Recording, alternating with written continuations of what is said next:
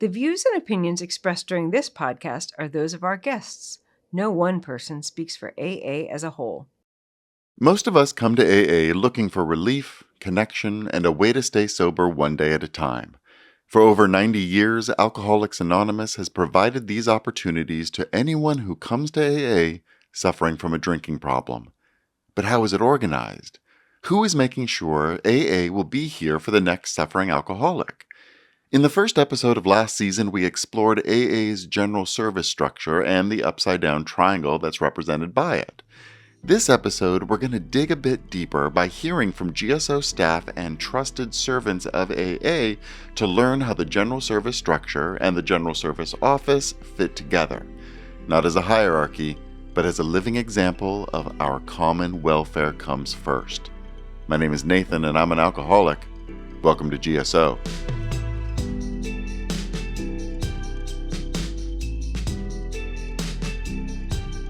Let's start down at the bottom of the upside-down triangle. Once a year, Alcoholics Anonymous brings together members of the AA General Service Board, the General Service Office, and elected representatives from the 93 geographical areas of the US and Canada for an intense week of discussion, deliberation, debate, and voting known as the General Service Conference. The work that is accomplished during that one busy week will help set the stage for Alcoholics Anonymous in the following year. To better understand how that process works, we sat down with Rainer L., a relatively new GSO staff member, but a long-time AA member, who has served at all levels of the AA service structure. Rainer, thanks for joining us today. Glad to be here. Rainer, we want to learn more about the General Service Conference, what it is, how it functions, and you have a lot of experience you could share with us. You are currently the GSO staff coordinator for the conference, but prior to working at the General Service Office, you were delegate for Area 51, North Carolina, back in 2021-2022. I was wondering if maybe in your own words, you could break down what the General Service Conference is, why it's important to Alcoholics Anonymous as a whole. So there are two parts of it. There's an annual meeting of the General Service Conference, which is what is generally referred to as the conference. But I think that the General Service Conference is something that happens at a broader level. There's also a conference structure, which we have well represented within an upside-down triangle. Yeah, we dug into the upside-down triangle of the AA service structure in episode 1 of last season. The activities that take place outside of the conference week, like a home group's business meeting, a monthly district meeting, or the quarterly area assemblies, allow for a growing group conscience, which aggregates the collective voice that speaks for AA as a whole. When did you start learning more about the AA service structure? I fell in love with Alcoholics Anonymous because of the stories that I heard from other members. What I eventually realized is that Alcoholics Anonymous itself has a story. And so there's a chapter of that, AA Comes of Age. There is this transfer of responsibility that happens in 1951 with the implementation of the General Service Conference, which is the channel and the path by which AA can run its own affairs. So in 1951, AA Comes of Age, and the General Service Conference is introduced. There's about 135 people in the room together from all over the US and Canada, various perspectives. How do they come together and form this group conscience? That sounds like a hot mess. Absolutely. There is a thorough, often a robust, and at times contentious discussion that happens at the conference. You know, these are prolonged and thorough discussions. But the recognition is that the service needs to serve Alcoholics Anonymous as a whole. And there is a clear understanding that regardless of the disagreement that people may have in terms of the right and the wrong of an action, there is a tremendous underlying unity and singleness of purpose in wanting to offer the very best that each can to the future and the continuation of Alcoholics Anonymous. Excellent. Now, to get more specific about the functions of the conference, can you tell us what a proposed agenda item is? Proposed agenda items, we call them PAIs, proposals that are important to the future of Alcoholics Anonymous in matters of policy decision and the revision of our conference-approved literature. So, like, I'm a member of Alcoholics Anonymous, and in my home group, I say, I think that AA would benefit if we had XYZ pamphlet. I now express this to my home group. What happens next that allows that concept, that idea, turn into a proposed agenda item and make it all the way to conference? So there are a couple of different avenues. Alcoholics Anonymous offers its membership a tremendous freedom, and this is expressed as well within that right of participation. If you felt so inclined, you could forget your group altogether Hmm. and simply submit that item Directly to the General Service directly to the Conference. conference. You may be well served to bringing that to a group conscience for a wider decision, approaching the district, forwarding to the area, which would then have a different refinement and expressed support in proposing that agenda item to the conference. A proposed agenda item can come from anyone, an individual, a group, a district, an area. I, as a GSO staff member, Hmm. could theoretically, and haven't, submit a proposed agenda item. One of the things that we hope to see are matters of overall policy. It's within a primary purpose to carry an effective message to the alcoholic who still suffers, to speak broadly to a need within Alcoholics Anonymous. And so the involvement of a group conscience at a group, a district, an area, these different levels within the service structure, gathers and expresses that support so that the proposed agenda item process doesn't simply turn into a complaint box. So we want the items that are coming forward ideally to be those broad expressions, while at the same time balancing the right and the warm welcome, the invitation that AA gives to all of its members for their full and growing participation. As a delegate, you're representing your area at the General Service Conference. You're bringing the collective conscious of your area to the conference. And then the actions that take place there, you then report back to your area. Could you speak more to that process? What I felt as an area delegate is that I had a responsibility to deliver the area's voice. Hmm. The voice that I contributed was not my own. These were not my thoughts. They were the expressions of the members in my area. In Alcoholics Anonymous, we also have a right of decision. And so while the voice that I had to contribute to the General Service Conference was not my own, my vote was well informed by the thoughts of the membership in North Carolina. So my responsibility was to vote on behalf of Alcoholics Anonymous as a whole. And one of the cases that this came up, I believe it was at the 72nd conference in 2022, there was a proposed agenda item to revise the pamphlet AA for the Native North American. Hmm. And as I engaged with the fellowship in Area 51 about their feelings, their thoughts and perspectives and concerns on the conference agenda, there was not a lot of appetite for this revision. Okay. There was not a clear objection. There was just not really an appetite to engage with one more thing. Uh-huh. When I went to the conference, I was exposed to a very different set of perspectives. I started to hear from delegates in Thunder Bay and the Yukon Territory in New Mexico and places that had a larger indigenous population. Yeah. And I became convinced that there was a need for this revision based on the information that was presented. And ultimately, that was an advisory action. Over the course of 2 years and the involvement of members from indigenous communities, the establishment of a working group of trustees literature, an amazing pamphlet was created, revised, retitled as Indigenous People in AA. And at the conference in 2025, at the 75th General Service Conference, that draft pamphlet was presented, reviewed, and approved, and is now in publication in print and on AA.org. Wow, what an experience. Now, when that advisory action took place and you came back to Area 51 to report that, how was that received? My experience is that AAs will receive things well if they're given the opportunity to. And so as I offered a clear explanation, it was well received. Yeah, that's great to hear. I think that right of decision is a very interesting concept where it allows for the delegate to be swayed or change their mind and to make decisions at the conference that are best for AA as a whole with the new information that you obtained at the conference. I think there's probably a lot of people listening that would think that things could turn into chaos if anyone could change their mind at any certain time. But it doesn't turn into chaos. Our structure does maintain. So I would say that we're guided in principle, and so it's not simply a whim. Then we have open-mindedness as one of our indispensable elements. We have an understanding that the spiritual life is not a theory. We have to live it. One of the things that happens when we come to some of these rights that we have in Alcoholics Anonymous, the right of decision, is that I believe there's a corresponding responsibility.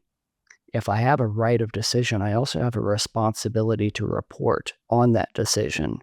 If I'm given a seat at the table, I have a sense of commitment to show up for that obligation, to tend to it with a seriousness and a recognition that my decision is bigger than my preference or my whim.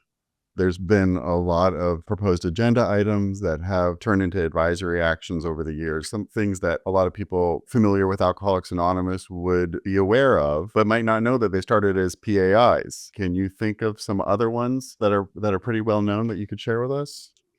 One of the things that we are working on right now, the development of a 5th edition of the Big Book. Yeah.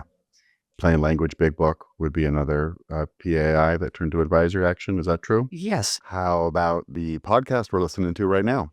Do you have any memories of that being brought to the floor? I remember well in experience, we had a pre-conference structure in Area 51 where the delegate held events, and there was a lady in Charlotte who was an alternate DCM at the time, and she was just on fire with this podcast idea.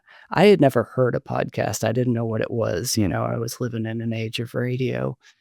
And so the podcast, the opportunity to speak with members and to share those voices, it's part of the reason why Alcoholics Anonymous has found such a timeless value, because it's an opportunity to present in real time the voices and the experience of AA's current membership. Yeah.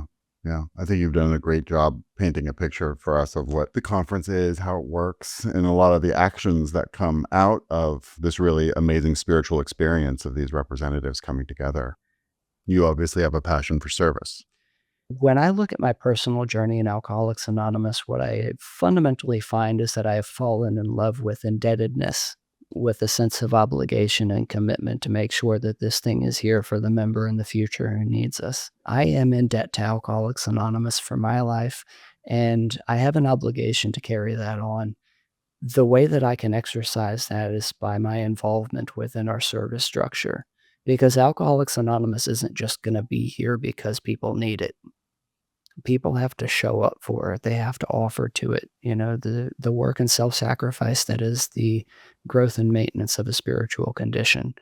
And as much as our literature is a point of inheritance that we've received from the members who preceded us, this structure is an inheritance too, because it allows AA to self-govern, to respond to the needs and the wants of the whole. Thank you, Rainer. Thank you so much.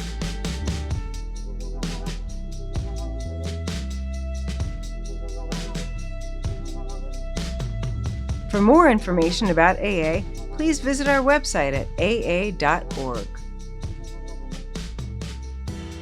In our explorations today of the AA General Service structure, we want to make sure and cover the entire upside-down triangle.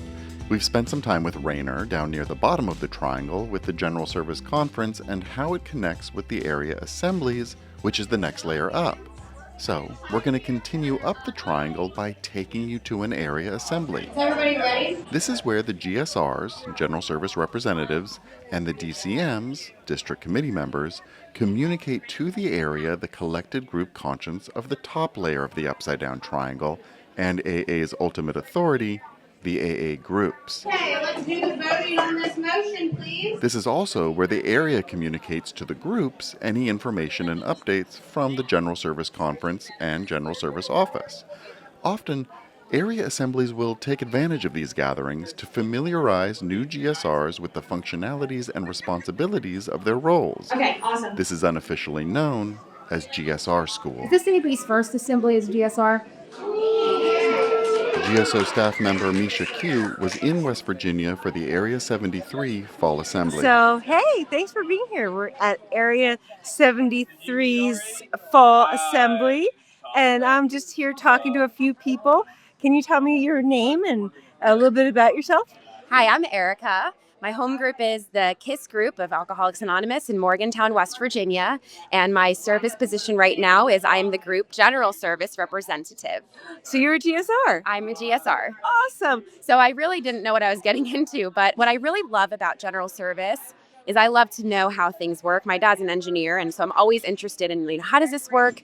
Even when I started getting involved in service at my home group, I just felt like I was seeing behind the curtain.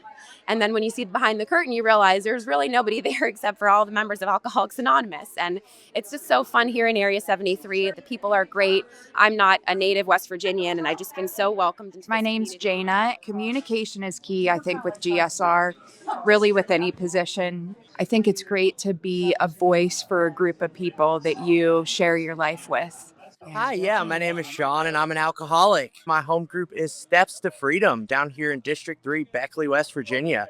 I'm currently serving as the GSR for that whole group. What's it like being a GSR? You know, it's an absolute pleasure. Sometimes it's like herding cats a little bit, but I enjoy getting into the nitty gritty of all the things that come up at the home group meetings. Everything from what books are we going to buy to now recently looking at acoustic paneling for the room, everything in between. It's been such a blessing. My name is Dana, and my home group is the Design for Living group that meets on Tuesday mornings in Martinsburg, West Virginia. Excellent. And what's your current service position? I am the DCM for District 11 and Area 73. What does a DCM do? Well, let's see. We hold monthly meetings for all the GSRs to attend. So I'm the liaison between what's going on at the area and the GSO level. And I spread that information to the GSRs so that they can share it with their groups. Patrice E., Women on a Journey, online meeting, Sundays, 2:00. Come join us. So you're a new GSR. Yes. And you came this weekend and they had GSR training. What was that like? Absolutely invaluable. I thought, man, I got to start giving back. So I was offered the position at my home group and I took it, and it's been amazing. It's so different now than when I was brand new way back when. The training, I wish I had had it then. It would have made more sense. But this time it made me appreciate AA at a whole different level. It's great to be a part of something. There's just something different about it. I don't know, the energy and the love that people have for Alcoholics Anonymous, even when we disagree, is really, really exciting to be a part of. What do you think being involved in service did for your sobriety? Wow, I really couldn't overstate it. I got into service work very early on. I had no idea what I was getting into, but as soon as I sat down into that big meeting and just started listening and soaking it all in, I absolutely fell in love. Being able to be of service is, to me, providing the opportunity for people to carry this wonderful message. Anything that I can do to put somebody else in that position to be able to carry this message, to me, that's twofold, right? Because not only do they get to stay sober, but we also plant the seed and hopefully someone else gets to stay sober as well. How long have you been involved in general service or involved in doing service work in AA? Well, I just celebrated 28 years of continuous sobriety on September 5th. And I think I was about 3 months sober when MJ said, Dana, you want to go to a meeting? And I said, yeah, I'll go to a meeting. And she took me to the first district meeting. And I've been in service work ever since. It's kept me sober, bar none. It's kept me sober. I probably wouldn't be here today. I might be back out there or dead or who knows. But yeah, it's a lifesaver. Wow. Thank you so much, Tina. You're welcome, Nisha. Oh, can I hug you? Thank you for your service.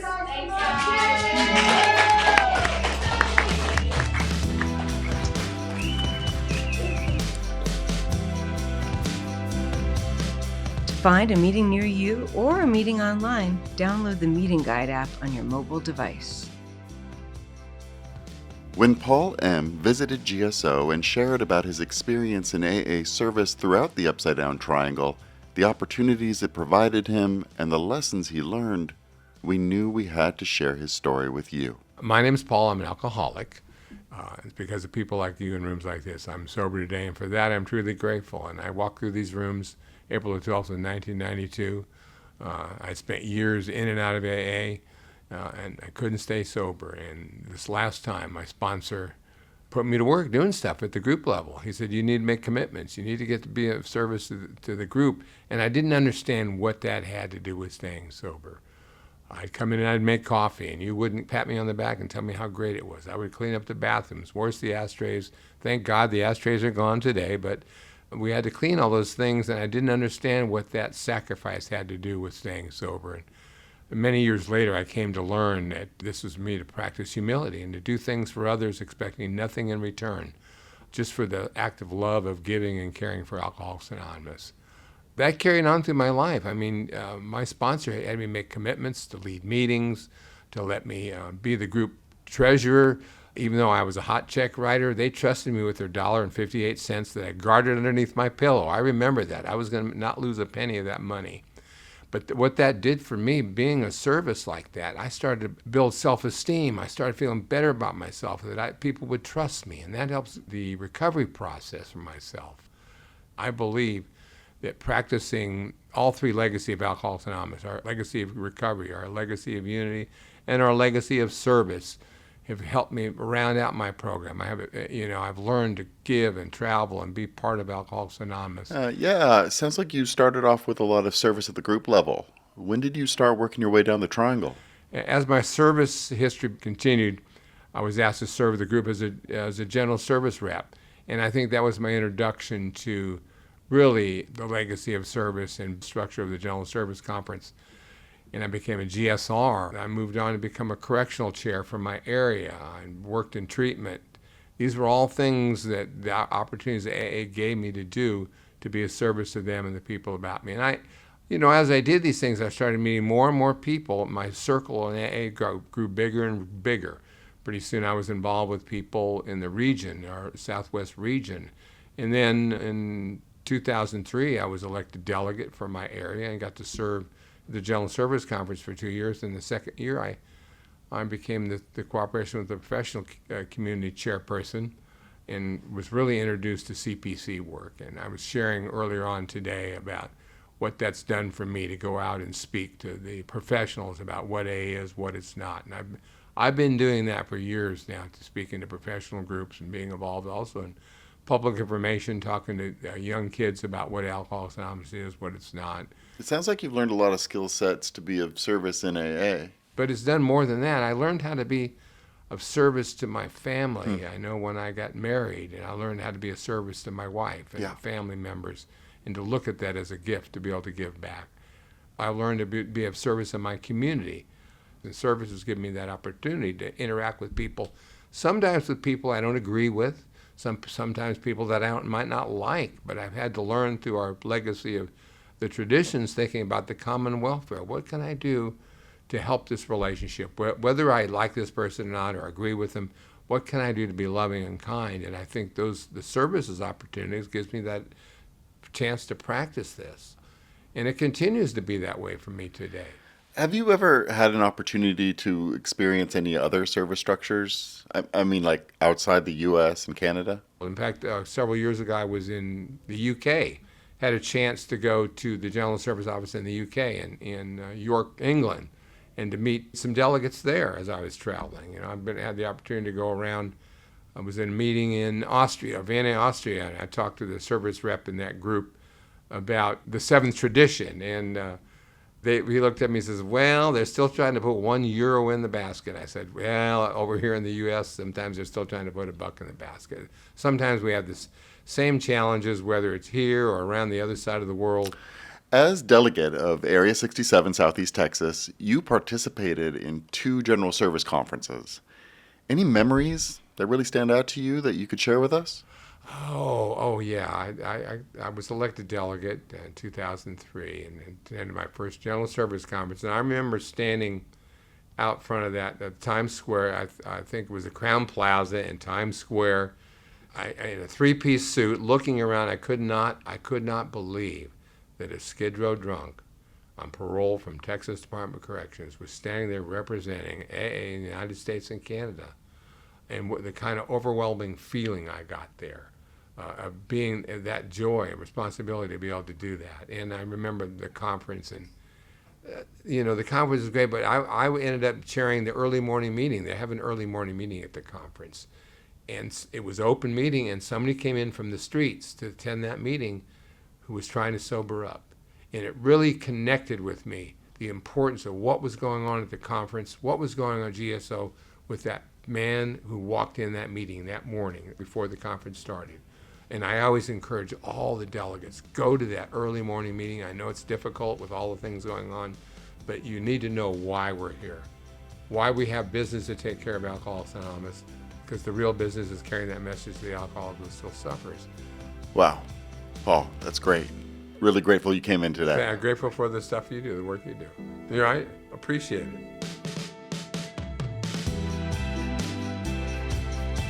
There's no short supply of resources to learn more about the general service structure of AA. There's the pamphlets, the AA group, where it all begins, Circles of Love and Service, and the 12 Concepts Illustrated, along with the animated 12 Concepts video. For the spiritual foundation of service, there are the tradition essays in the book 12 Steps and 12 Traditions, and for the historical story of the General Service Conference, check out AA Comes of Age. Don't forget about the General Service Manual, 12 Concepts of World Service, along with GSO's free newsletter, Box 459. And of course, a great way to keep learning about Alcoholics Anonymous is by listening to this podcast, Our Primary Purpose. So if you haven't already, be sure to subscribe so you can keep coming back. Thank you for listening to Our Primary Purpose, a podcast produced by the General Service Office on behalf of the Fellowship of Alcoholics Anonymous in the U.S. and Canada.